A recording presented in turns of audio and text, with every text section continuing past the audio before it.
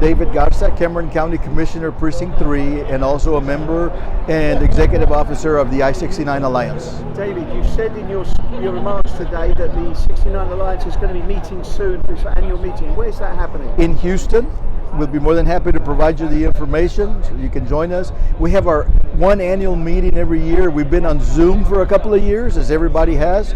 This is our first in-person meeting, so in a couple of years, so we're really looking forward to bringing the group together and making sure that everyone, most importantly, shares of the successes that we have been having during especially the last 2 years where things have kind of been kept under wrap. How long has the Alliance been going? Over 22 years. And have you been involved from the very beginning? Yes, sir.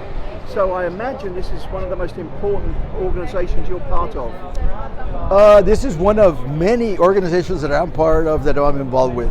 This is a passion because I've been at it the longest, but it doesn't matter if it's a water infrastructure type group, if it's a public health type group, the issues are all common to all of us.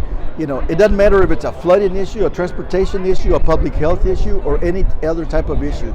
So the critical piece is we have to be involved. We have to be at the table where the pie is being baked. And we have to be at the table when that pie is being pulled out of the oven so that we can have our share. And it's very evident by what has transpired in the Rio Grande Valley as a unit, what we've been able to do by working regionally and collectively.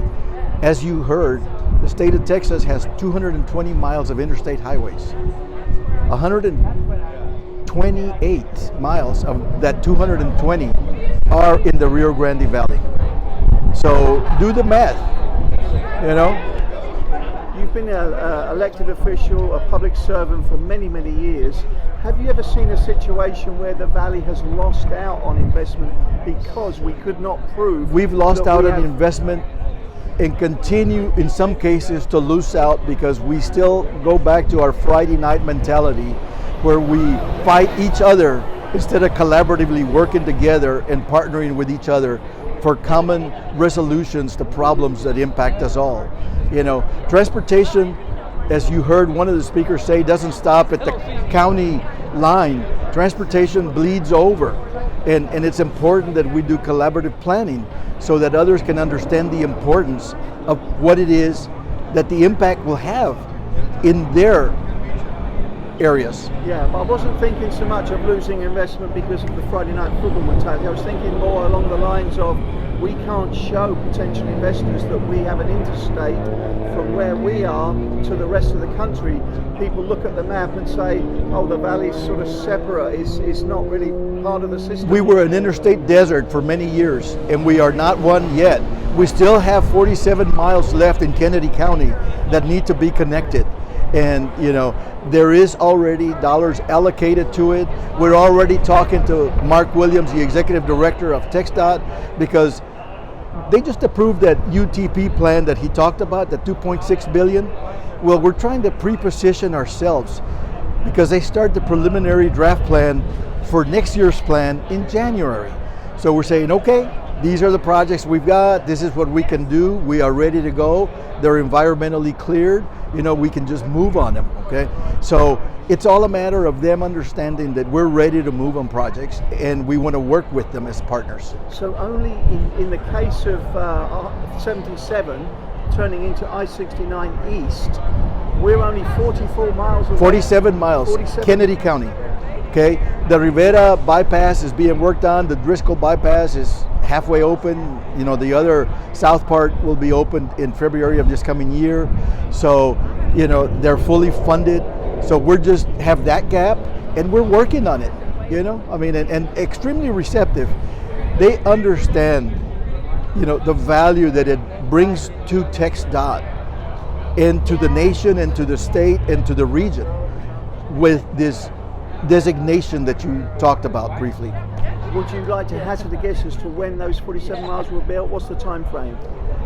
I would hope in the next 3 to 4 years. And when we hear that we provide all the food on the table because of all the imports of the fresh produce, the fruit and vegetables, it only makes sense that our region would have an interstate to get those goods, all the maquila. Everything, we provide what keeps this country going through our area, through the border. Whether we agree, disagree with, maquilas and everything that occurs, it is inherent in the manufacturing process in the U.S. to get goods delivered that are utilized in their industries that come through from being manufactured in Mexico and assembled in Kentucky, in West Virginia, and South Carolina, North Carolina, Michigan, and everywhere else. So we just want to facilitate that. We want to make sure that folks here can always have what they need to continually be employed, continually produce, and continually help our economy grow. Commissioner, is there anything else you'd like to add? I just want to thank everybody that is here. I want to thank TxDOT. I want to thank the Commission for allowing me the time to do these things. Sometimes, folks say, well, where were you or where are you? Well, I'm wherever I need to be to make sure that we don't lose sight of the end goal.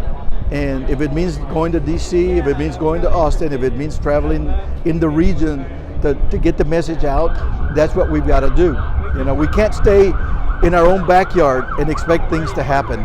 We've got to be in a mode where we are available to people to help understand what can happen when you work as a collaborative region.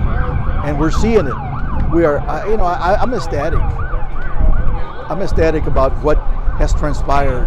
And I look forward to the same thing happening in flood management, resiliency, and mitigation, working many projects on that type of issue regionally, where we have the whole region working.